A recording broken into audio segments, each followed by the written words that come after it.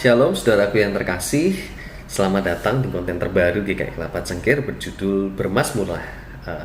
Ada beberapa alasan kenapa kita membuat konten ini.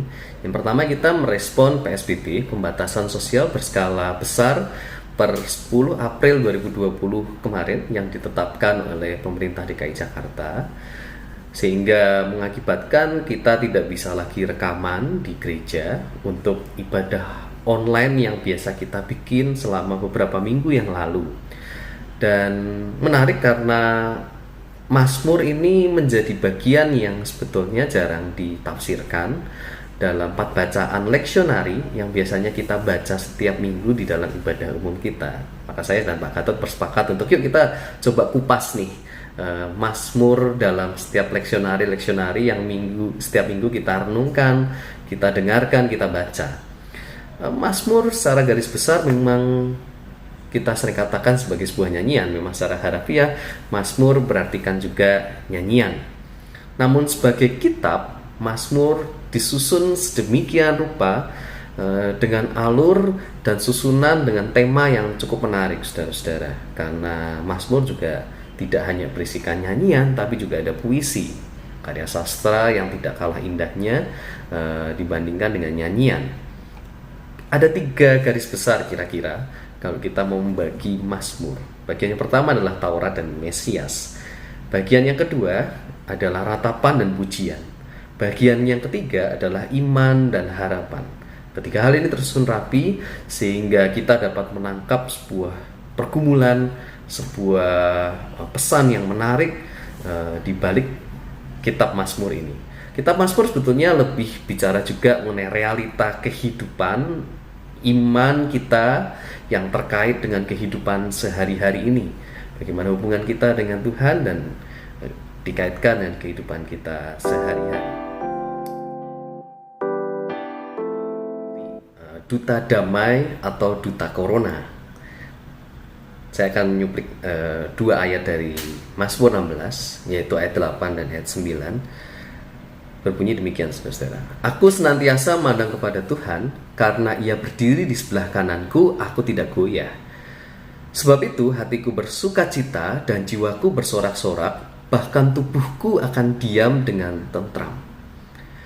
Mungkin beberapa hari ini kita mengalami banyak sekali keraguan, kita juga mengalami kegoyangan dalam iman kita, dalam diri kita karena corona yang menerpa kita sedemikian rupa. Mungkin banyak langkah-langkah bisnis atau keputusan yang tidak bisa kita buat dengan baik karena status corona yang saat ini diberlakukan, pandemi yang membuat kita tidak nyaman dalam berbagai aktivitas dan mungkin membuat kita cukup menderita juga, saudara-saudara. Mungkin kita mengalami ketakutan, mungkin kita mengalami keraguan. Namun saudaraku cukup menarik karena Daud juga mengalami hal itu. Meskipun Daud tidak mengalami pandemi corona ini, tapi Daud mengalami pergumulan dan juga keraguan juga di dalam kehidupannya pada zamannya waktu itu. Apa yang membuat Daud bergumul? Daud saat itu sedang bergumul di tengah banyaknya orang-orang yang menyembah ilah-ilah lain atau menyembah berhala.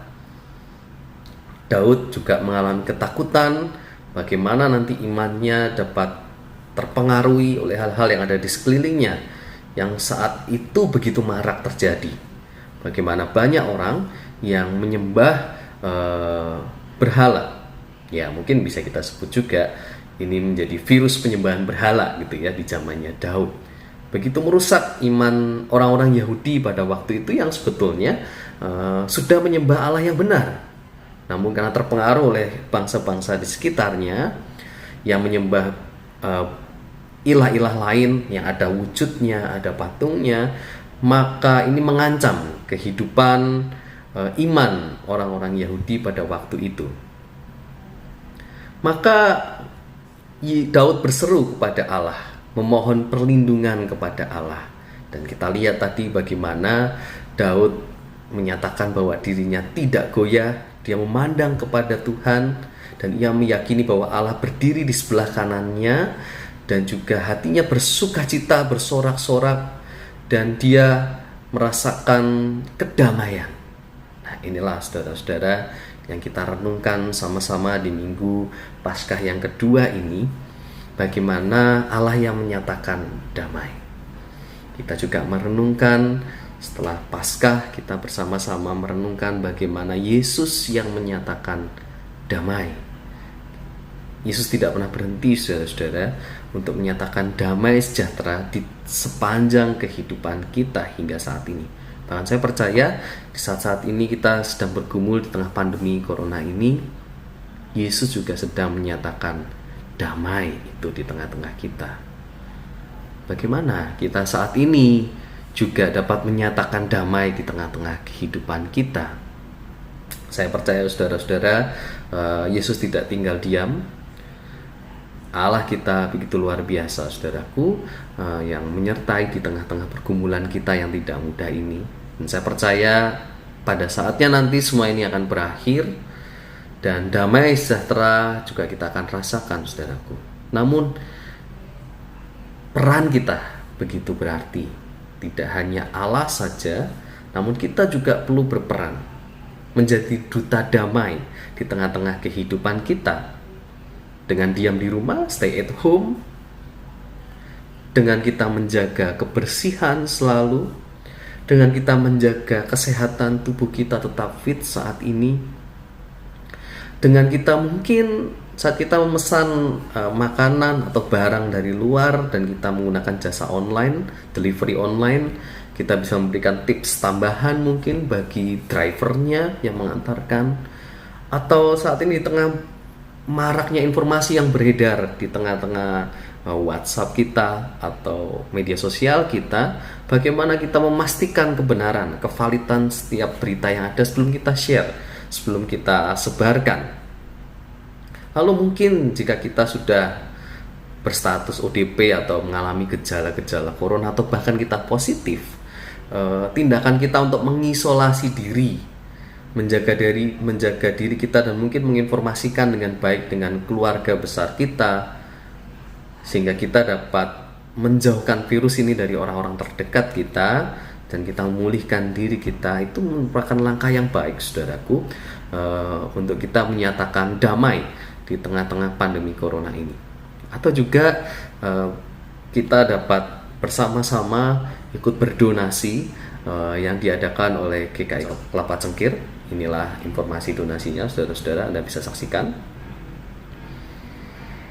Kita melakukan donasi khususnya bagi rumah sakit yang ada di Jawa Tengah saat ini, dan jika Bapak Ibu tahu, saudara-saudara tahu, kebutuhan mengenai APD, alat pelindung diri, cukup tinggi sebetulnya. Sampai beberapa bulan ke depan itu membutuhkan jutaan jumlah APD, unit APD, dan sekarang mungkin yang terpenuhi baru sekitar ratusan ribu, saudara-saudara, sehingga peran pemerintah dan juga masyarakat sangat diperlukan.